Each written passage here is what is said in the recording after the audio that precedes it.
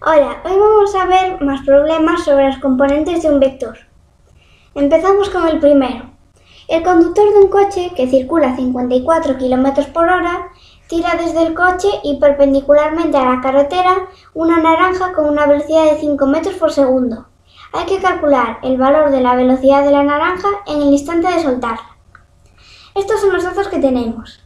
Un coche que se desplaza a 54 km por hora y el conductor lanza una naranja perpendicularmente a la carretera con una velocidad de 5 metros por segundo.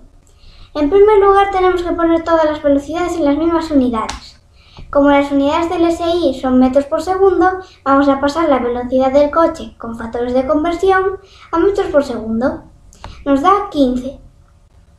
Entonces, gráficamente lo vemos de esta forma. El coche se mueve a 15 metros por segundo y la naranja se lanza a 5 metros por segundo. Hay que calcular la velocidad de la naranja en el instante de soltarla. Si el coche estuviera parado, pues la naranja tendría esta misma velocidad. Pero como se está moviendo de forma, vectorialmente, tenemos que sumarle también esta velocidad.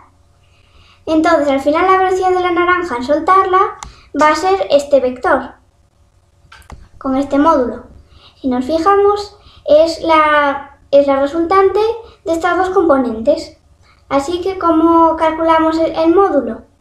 Con Pitágoras. Porque si nos fijamos, al trasladar la componente y al otro lado, nos queda un triángulo rectángulo. Y el módulo de la resultante es la hipotenusa. ¿Cómo calculamos la hipotenusa? Pues por Pitágoras sabemos que es raíz de la suma de los cuadrados de los catetos, donde los catetos pues son las componentes. La componente x vale 15 y la y vale 5. Al final nos da raíz de 250, pero esto lo podemos simplificar. La descomponemos en factores primos, da 2 por 5 al cubo y con las propiedades de la raíz sabemos que podemos sacar un 5 fuera de la raíz. Al final nos queda 5 raíz de 10 metros por segundo. Esta es la velocidad que adquiere la naranja en el momento de soltarla. Siguiente ejemplo. Dibujar en el plano cartesiano el vector AB, significa que va a empezar en A y acabar en B, donde A es 2, 1 y B 4, 3. Vale, pues ya podemos representarlo porque tenemos el origen y el extremo. Al final nos da este vector. ¿Y qué hay que hacer? Calcular la magnitud y la dirección del vector. La magnitud sabemos que es un módulo. Pues antes de calcularlo necesitamos las componentes, así que vamos a calcularlas. Con esta fórmula. Para obtener la componente x tenemos que restar la coordenada x del extremo menos la coordenada x del origen. Y para obtener la componente y tenemos que restar la coordenada y del extremo menos la coordenada y del origen. En nuestro caso nos queda que la componente x es 4 menos 2 y la componente y 3 menos 1. Al final las dos dan 2, 2. Ya lo vemos gráficamente, pero esto sería de forma matemática. Como ya tenemos componentes, podemos calcular el módulo. Como vimos en el problema anterior, utilizamos Pitágoras. Aquí lo tenemos y al final nos da raíz de 8, más o menos 2,8, su módulo. Y luego también nos pide calcular la dirección del vector.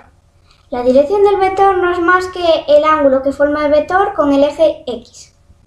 Este ángulo alfa. Y lo calculamos con la tangente de alfa. Tangente de alfa es igual a cateto opuesto partido de cateto contiguo. ¿Cuál es el cateto opuesto? La componente y. Y el cateto contiguo vemos que es la componente x. Nos queda de esta forma y al despejar alfa nos queda la arcotangente de 2 partido por 2. 2 partido por 2 es 1, así que es la arcotangente de 1. 45 grados, el ángulo alfa vale 45 grados. Esa es su dirección. Ahora vamos a ver unos ejemplos para calcular este ángulo, la dirección del vector, cuando están en los distintos cuadrantes. Este es en el primer cuadrante. Sabemos que está ahí porque sus componentes son positivas las dos. Y las tenemos. Entonces la componente x es 20, la componente y 10. Para calcular el ángulo, pues vamos a utilizar la tangente. Tangente de alfa es igual a cateto opuesto partido de cateto contiguo. El opuesto es la componente y y el contiguo es la componente x. Al final nos da que el ángulo es 26,57 grados. Al estar en el primer cuadrante no tenemos que hacer nada más. Esa ya es la dirección. Ahora un ejemplo en el que el vector está en el segundo cuadrante. Sabemos que está ahí porque su componente x es negativa y la componente y es positiva. Para calcular el ángulo volvemos a utilizar la tangente. Tangente de beta es igual a cateto opuesto partido de cateto contiguo. El opuesto vuelve a ser la componente y el contiguo la componente x. Entonces al final el ángulo nos da 26,57 grados. Pero si nos fijamos, 26,57 grados es este ángulo de aquí. Pero nosotros necesitamos el ángulo que hace con el eje x, que es este. Así que para calcularlo tenemos que restar 180, todo, menos este ángulo de aquí, que ya lo calculamos, 26,57. Al final, el ángulo alfa nos da 153,43 grados. Ponemos valor absoluto porque nos interesa coger simplemente la amplitud del ángulo beta, y así que al final va a ser positivo.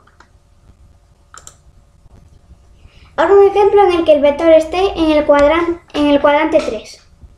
En el tercer cuadrante. Sabemos que está ahí porque sus dos componentes son negativas.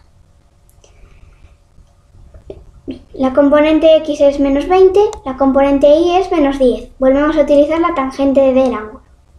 Tangente es igual a cateto opuesto partido de cateto adyacente. El cateto opuesto vuelve a ser la componente y el cateto contiguo es la componente x. Entonces al final nos da que el ángulo es 26,57 grados. Pero 26,57 grados es la amplitud de este ángulo, pero necesitamos todo este. ¿Cómo lo hacemos? Pues si nos fijamos, este trozo es 180, así que tenemos que sumar 180 más el ángulo que acabamos de calcular. Así que al final la dirección es 206,57 grados. Y el último ejemplo, que el vector esté en el cuarto cuadrante. Sabemos que está ahí porque su componente x es positiva y la componente y es negativa. Volvemos a utilizar la tangente del ángulo. Cateto opuesto partido de cateto adyacente. El cateto opuesto es la componente y el cateto adyacente es la componente x. Al final el ángulo nos da 26,57 grados, pero sabemos que es este ángulo de aquí. Necesitamos el otro. Si nos fijamos, al restar toda la circunferencia, 360 grados, menos el ángulo que acabamos de calcular, ya nos da el que nos interesa. El ángulo alfa es 333,43 grados. Y el último ejemplo. Tenemos estos dos vectores, nos dan su módulo y unos ángulos. Y hay que calcular las componentes rectangulares de los vectores. Vamos a calcular primero las componentes del vector de 60 newtons. Pues las trazamos, esta es la componente y esta es la componente x. De esta forma vemos que forman un triángulo rectángulo. Y bueno, ¿cómo calculamos las componentes? Con razones trigonométricas. Al hacer el seno de alfa es 40 grados, es igual a cateto opuesto partido de hipotenusa. La hipotenusa sabemos que es el módulo, 60. ¿Y cuál es el cateto opuesto? La componente x. Así que con el seno de alfa estamos calculando la componente x. Al final da 38,567. Y con el coseno de alfa, con el coseno de 40, sería cateto adyacente partido de hipotenusa. La hipotenusa vuelve a ser 60. Y el cateto adyacente es la componente y. Así que con el coseno calculamos la componente y, que nos da 45,962. Ya tenemos calculadas las componentes de este vector. Ahora nos queda del vector de 45 newtons. Volvemos a utilizar las razones trigonométricas. El seno de beta es 35, es igual a cateto opuesto partido de hipotenusa. La hipotenusa es 45. ¿Y cuál es el cateto opuesto? La componente y. A diferencia del otro, en este caso, el cateto opuesto es la componente y, que nos da 25,81. ¿Y qué pasa si hacemos el coseno de beta? Bueno, pues coseno de 35 es igual a cateto adyacente partido de hipotenusa. La hipotenusa es 45 y el cateto adyacente es la componente x, así que calculamos la componente x, que nos da 36,86.